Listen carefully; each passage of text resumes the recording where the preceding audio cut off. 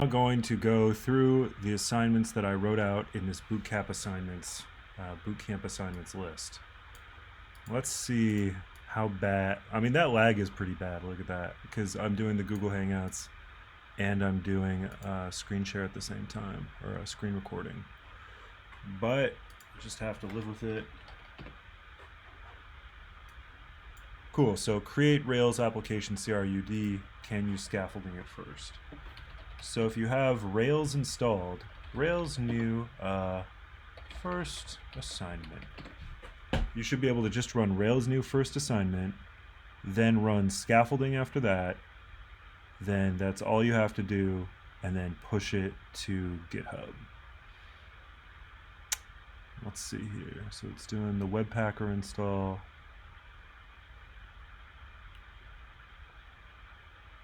TikTok. Anyway, add a model migration for author. Create a second table. Add a foreign key to books. Has many belongs to relationship.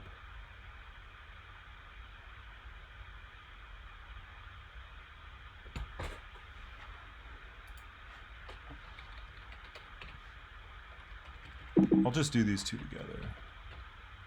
Rails G scaffold. Scaffolding creates CRUD automatically, including all views, controller methods, and routes within the application, and the table. So books, title, string, and then published year, integer. And then I'll use scaffolding for author, and then I'll kind of combine the two. Rails G scaffold author name string. Age is more natural than birth year, right? Birth year sounds kind of weird. Birth year integer. Okay. So for the beginner, you can see scaffolding is creating all of the views for list, update, new, form. The form is it's a partial that's shared between all of the other views. It creates the database migration. It creates some tests even. I don't think I'll go into that right now. And then it creates the controller. And so I don't know why this next scaffolding command is not going. Maybe it should be authors. Yeah.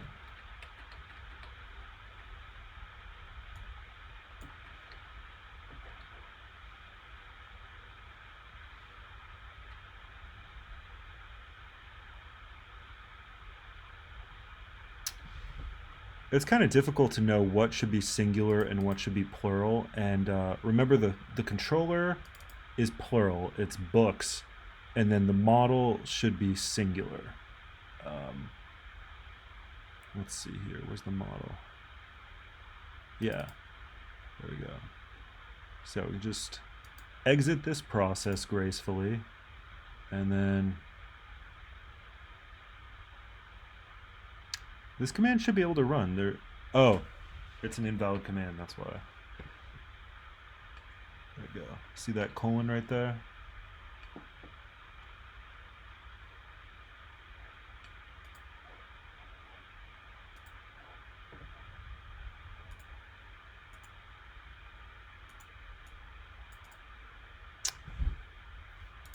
Cool. So database migrations.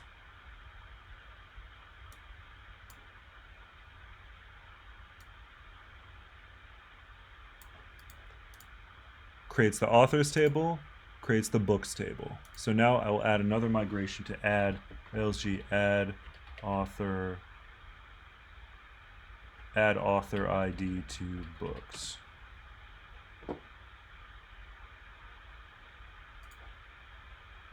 So now we're going to ask Mr. Google what to do here. I bet I could guess what the syntax is without looking at Google. Oh, and you know, this is definitely the nerves of presenting my work. I never would have made such a dumb error as that one.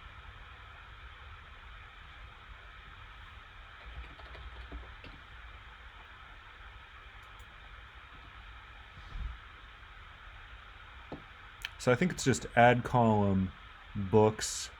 So it's add column, then the table, then the name of the column, and then, so it's like this. Add column books, author ID,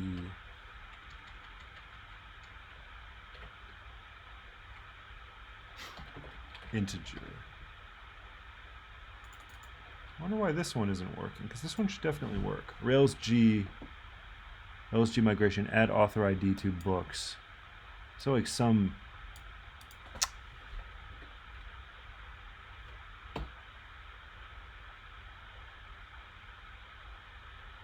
Yeah, I mean, this is just, that's just nonsense. It's just deprecation warnings, and I don't know why I have the deprecation warnings. Sure doesn't make me look very professional. But yeah, so now we need to run all of these migrations. We may need to create the database first. Okay, I guess the database was there already. Yeah, and we've got author ID on books and everything. Oh, it's an SQLite database? Not cool. Oh well. Yeah, so then in the models, we need to define the relationship between the two tables, but let's go into the application first to create some test data.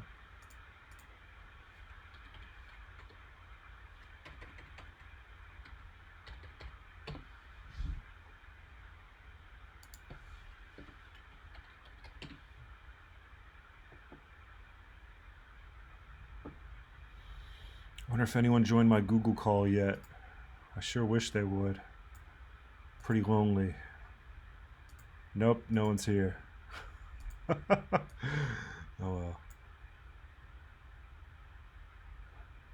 That's life, I guess.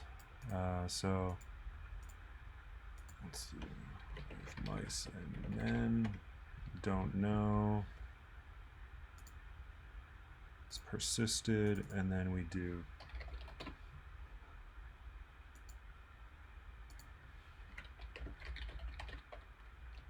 I'm just guessing here. Does anyone know when John Steinbeck was born? So now we go into the Rails console, and then we will show off the model association that we just created. So book.last, there's the book, author.last, there's the author. So now book.last.update author, author.last. So here author ID is nil. This is going to set, oh, actually this isn't going to work because the association hasn't been defined. Yeah. So you can assign variables that way once you've defined the association between the different models. But for now, we have to just treat it like an integer rather than an association. So now we go back to book.last, and then we see that we've set author ID equals 1. So now we go into the models, and we can define the relationship. So author has many books, and then book belongs to author.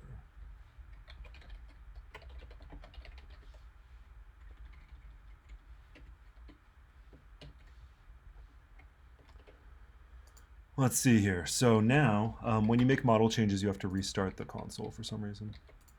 I think it's because they only get loaded once or something, but now we should be able to do book.last.author. Yeah, so this has defined the association, and we can do author.last.books. So this defines the association between the different tables. Let's see. So the next step would be we have to add the author to the different views. So we go into books, and we do show. So let's go. Let's see here. So yeah, right there, we're just going to create another box that has the author.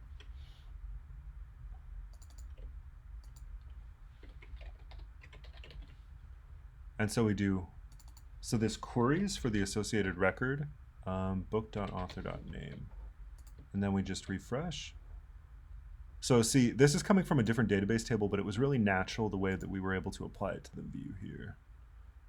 Let's put it on the list view as well. Index. So we need, this is going to produce, it's a relatively inefficient query because it's okay for the trial assignment, but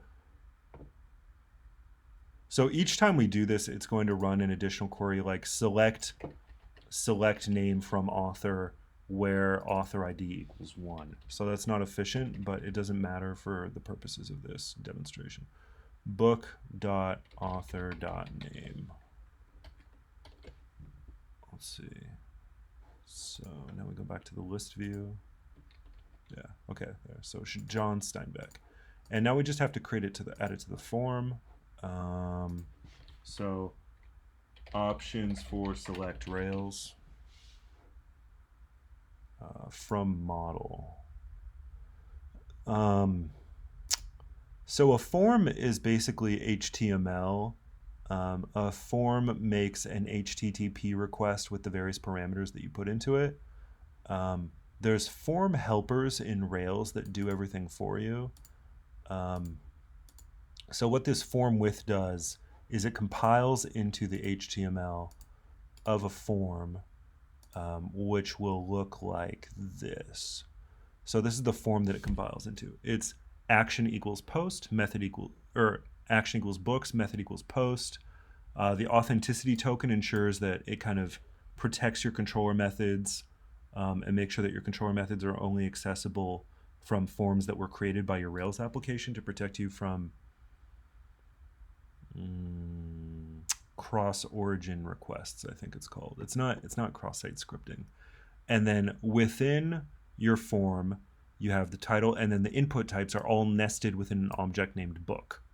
So because this was created by Rails scaffolding, it's really strongly associated with a model.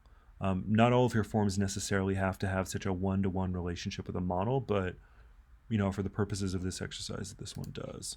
So we need to create a drop-down, a select.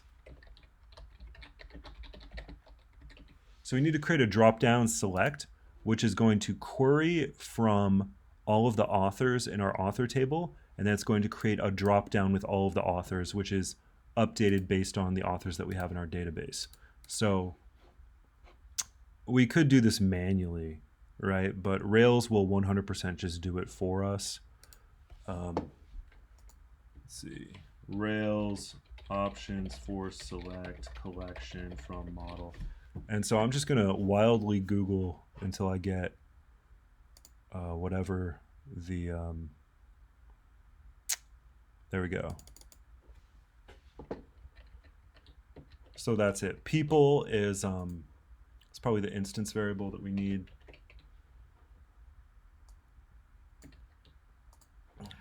So we're going to copy paste this, change it to author. Then we're going to put this in. I wonder if it needs to, it probably does. I don't know if it needs to be form dot or not.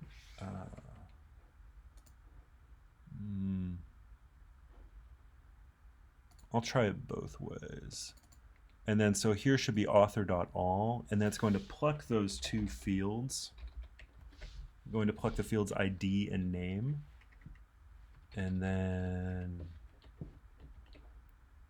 yeah, I mean, we gave it name for the author, right? So then we go back to this form, and then it might error out. Yeah, it did in fact error out.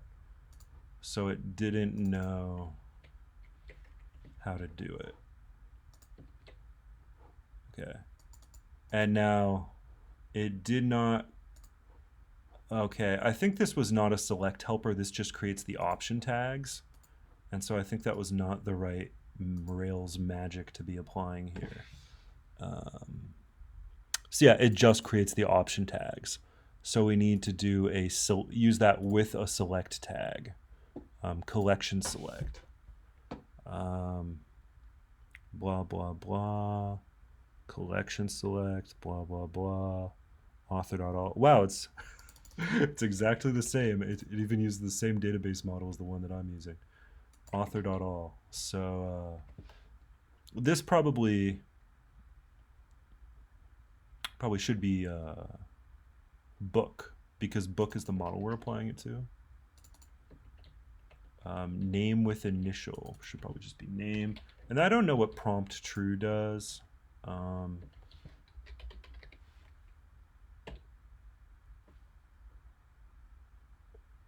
Oh, it either gives you a prompt, or you can define what the prompt should be. So like the null, please select. Yeah. So there we go. There we go. John Steinbeck. And then the next step will be to make sure that we can include this in the parameters on the controller, because Rails has parameter validation. So name, birth year, and then is it going to go through as author ID, or is it going to go through as author? Yeah, it's going to be author ID. Author ID. So then what this does is it whitelists the author ID. I'll undo this and then I'll show you what it looks like without having whitelisted the author ID.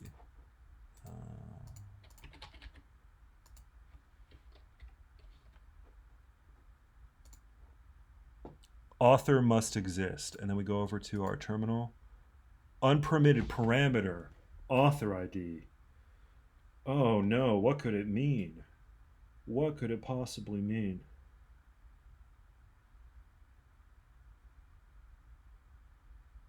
What could it mean? I'm just kidding. I was answering my phone. So yeah, the parameter is not permitted.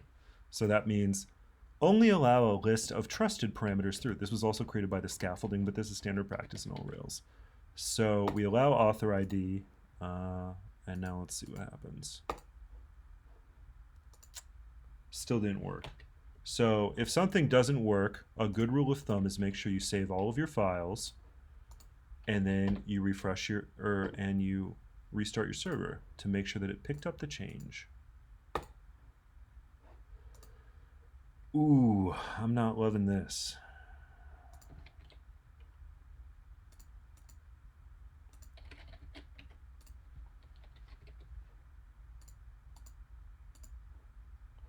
Huh, I wonder what the problem could be. Because I whitelisted it. Maybe I whitelisted it on the wrong controller?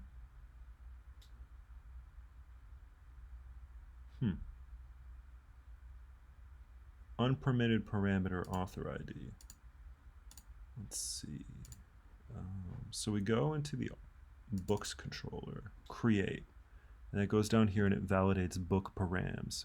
Yeah, I put it in the wrong controller, quite unintelligently.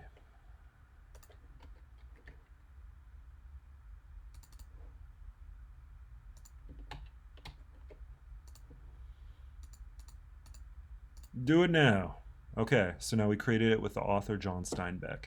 And remember, when we go to book.last in the database, it's not actually the name of the author. We're doing a query for the related model using the foreign key of author ID. So it's just storing the ID. This is how databases work. I will just set the root URL to books, and then I will just put this on I think it's root to books index. So I'll just do root to books index, and then I'll just put this on GitHub, and then I'll just call it good. I don't know if me changing the time of this demo, like, I don't know if that was a bad idea.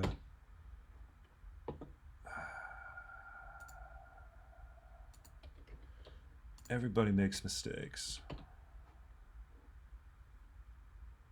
You just got to get in there. Got to give it 110%, you know? Okay, yeah, so that's good enough. So,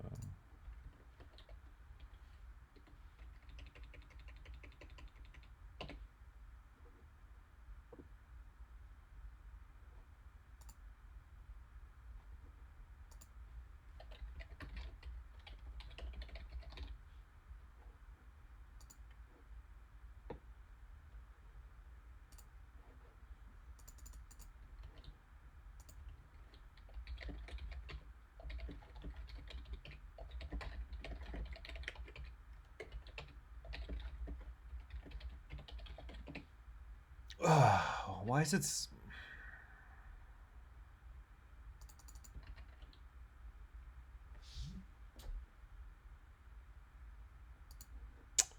Okay, so now I've pushed it to GitHub. And now everyone can enjoy the fruits of my labor. Is anyone here? No? No one's here.